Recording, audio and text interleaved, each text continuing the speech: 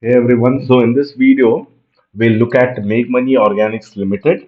We'll look at what exactly the company does and how are the fundamentals looking like and whether it is a great buy at the current levels, how is it looking on the charts as well. All right, so let's get started. A little about the company. So the company is into manufacturing of pigments and agrochemicals. So it has six manufacturing facilities, all are located in Gujarat. So the company is among the top three phthalocyanin based pigments players in the world and amongst the top 10 producers of pesticides in India. So in the world, in the pigment, this thing, it is among the top three, and in India, it is amongst the top 10 producers of pesticides. Okay, so this is basically about the company. It's basically a specialty chemical company, you can say, right? Then we look at the two different products that the company makes: agrochemicals. So it is the leading manufacturer of pesticides, as we looked at it. So in that you have insecticides, herbicide, fungicide, and all of that, right? And the next comes the pigments. So in the pigments, 14% global market share the company has, right? And the range of products that the company makes is in the green and the blue pigment that it makes, right? So these are used for multiple this thing, that is paints, plastics, printing inks, etc. Okay, so these are the products that the company makes. Now coming to the revenue mix, so the agriculture produce, that is the the agri chemicals, that is accounts to 70%, and pigments is only 30% of their revenue. And if you look at it, it's basically an export company. Hardly 14% of their revenue is within India. That is, majority of its agri thing and all of that, that is basically in India. And uh, that is only 14%. But if you look at their exports, that is accounts to 86%. So as your rupee weakens or the dollar becomes stronger, this company tends to benefit from it. Basically, like your IT companies and things like that. As rupee gets weaker, these guys, usually the export guys, they benefit from it. So international footprint in the agrochemical business, the company has presence in Africa, Brazil, Latin America, and for the pigment, this thing, they have it in almost 70 plus countries. Okay, pigment, which is hardly 30% of their revenue, but still they export it to 70 plus countries. So looks like a very good player. Otherwise, they wouldn't have been able to spread their this thing. And also, since it's an export oriented, the you can be very sure that the quality of the chemical that they make, that is also pretty good. Now, acquisition and Capex. So recently, what they did is the Kilburn Chemicals, they kind of took over it in almost end of 2021. So at the start of 22, the revenue started coming in. So with this acquisition, these guys forayed into white pigment, which was not there earlier, titanium dioxide, with an initial capacity of 6,500 metric tons.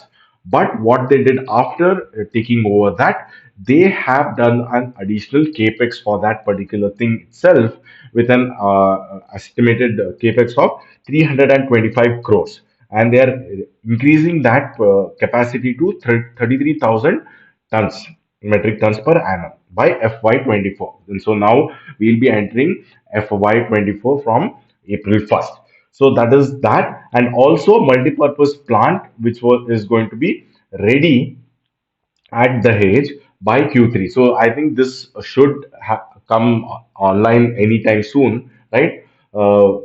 Because we have already passed Q3 of FY23. So this capex should start kicking in probably by a quarter, in a quarter's time. Both of them should, I mean, you should see the revenues also moving up and the profits also moving up. So if you look at the fundamentals, it is a small cap company, hardly 2,000 crores of market cap, ROC very good. Operating profit margin is a little low, I would say. Although you would have liked it to have some kind of a moat and have 20-25% OPM, but that is not the case here in this particular one. And also, recently, what has happened is the raw materials have become extremely expensive, especially for the chemical companies. All of them had an operating profit margin drop in the last few quarters because of crude basically inching higher. right? So PE looks okay. I mean, it looks undervalued to be honest, hardly less than 7 PE. Debt equity is manageable at zero point 0.4, although it is 600 crores, but still because the equity base is pretty high, it is only 0.4%. So now what are the positives? The positives are the stock trades at less than one time sales, and the new Capex should also start kicking in. And also, if I'm not wrong, Sunil Singhania, their company Abacus had taken a stake around 80 rupees in this company a year or year and a half ago. That was also in the news. The negatives that I see for this company is there's a pretty large retail holding. So what happens is generally if no big guys are there, then usually it is going to be difficult to move the stock up. Okay, so one is that. Second is the inventory has been continuously building up. Maybe it is due to the slowdown that was there globally, because of which, if you look at the inventory, right, it was almost more than one time the quarterly sales number, which is pretty large. So these are the two negatives, but positives are the company has done a very big capex and it also trades at pretty reasonable levels. Right now, coming to the technicals of it. So, if you look at the chart, it has broken a very major support. So, like I was telling you, Sunil Singhania, the Abacus, these guys got in around 80 bucks last time in November of 21, and after which the stock went up like crazy. I'm not sure whether those guys still hold it or not. One has to go through the shareholding pattern, but if they are not holding it, then they would have exited. But if they are still holding it, probably the stock should rebound because usually the big guys don't make a loss and exit. And currently it has broken down. There is nothing on the left hand side to say that okay, the stock is going to take support. So we have to wait for a clear reversal, probably on a weekly chart. If there is a reversal candle, then we can be very sure about this particular company, although the accumulation looks decent at the current levels. So probably with the global economy recovering, and probably if the pigment and the agrochemical prices go up, and also because of crude cooling off, the operating profit margin should also improve for this company.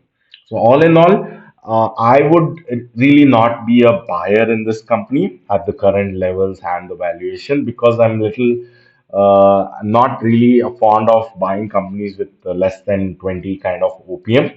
And also in the past there has been a little I mean negative about the promoter and things like that. So at the current levels, looking at the chemical segment, there are better opportunities, better chemical stocks that are available. I wouldn't really be a buyer in this particular stock. Okay, so hope this helps. Thank you.